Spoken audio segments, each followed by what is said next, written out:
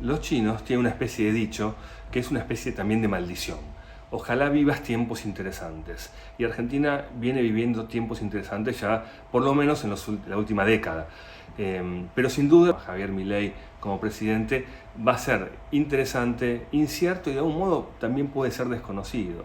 Hasta ahora poco se sabe a ciencia cierta de lo que va a ser, pero yo diría que hay una fuerte expectativa de muchos sectores sociales que el cambio finalmente se produzca, y ese es su principal bien.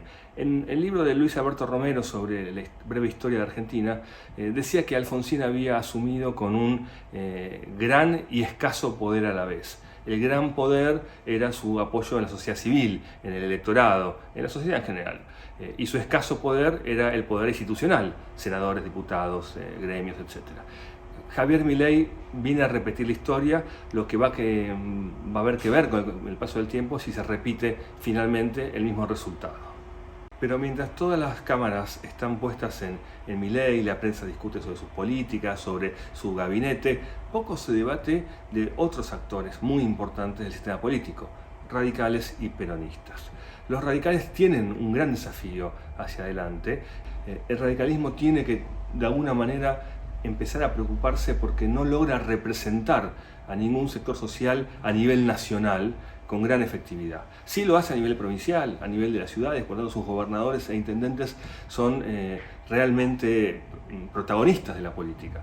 Pero a nivel nacional hace 10 años aproximadamente que no logra tener una fórmula presidencial propia en las elecciones generales. Y esto tiene que ver con esta ausencia de un espacio de representación, con una élite dirigente que se siente más cercana a posiciones progresistas y que tiene un electorado que se siente más cercano a posiciones de centro a centro-derecha. El radicalismo debe resolver este dilema y el gobierno de Milei se le presenta como agravado, ¿no? Porque efectivamente su votante, el votante de Juntos por el Cambio, casi totalmente fue a las arcas de Milei y además siente que Milei es una oportunidad y que ese gobierno le puede ir bien. El radicalismo tiene la misión de volver a ser un partido nacional y creo que este es el desafío que sus dirigentes todavía no están viendo con mucha claridad. El último dato es el peronismo, muy llamativo. Nadie está hablando del peronismo, de su interna, de sus debates internos, de cómo encajó la derrota en las últimas elecciones, que digamos fue una derrota tremenda, 75% en Córdoba, 71% en Mendoza, más del 60% en Santa Fe, perdió también casi el 60% en la Ciudad de Buenos Aires, en los bastiones como La Rioja o Santa Cruz, el peronismo fue arrasado.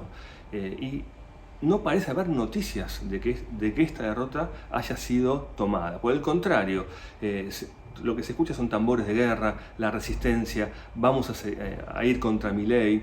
Yo quiero tomar solamente una idea de todo lo que hay que hablar al respecto, que es Néstor Kirchner empezó su gobierno en 2003 combinando bastante sabiamente a la estructura tradicional del peronismo, corporativa, gremios, empresarios, el movimiento de los trabajadores, sectores de la prensa, decorándolo con intelectuales, grupos de derechos humanos, grupos de la cultura, artistas, que le dieron una pátina progresista, que además le permitió sumar otros sectores políticos, como desde la izquierda, e incluso parte del radicalismo.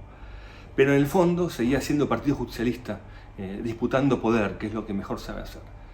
Esta última elección de Massa terminó como una farsa, ya no como una tragedia, porque digamos que toda la campaña fue llevada adelante discursivamente y políticamente por estos sectores, intelectuales, artistas, sociedad civil, digamos, y lo que no apareció fue el poder del peronismo, ni los gremios, ni los gobernadores, ni los intendentes. Finalmente, lo que era la decoración, lo que era el decorado, se transformó en la cuestión central del partido. Y así como los radicales deben volver a pensar en ser un electorado nacional, en buscar un electorado nacional, los peronistas deben también recuperar su partido.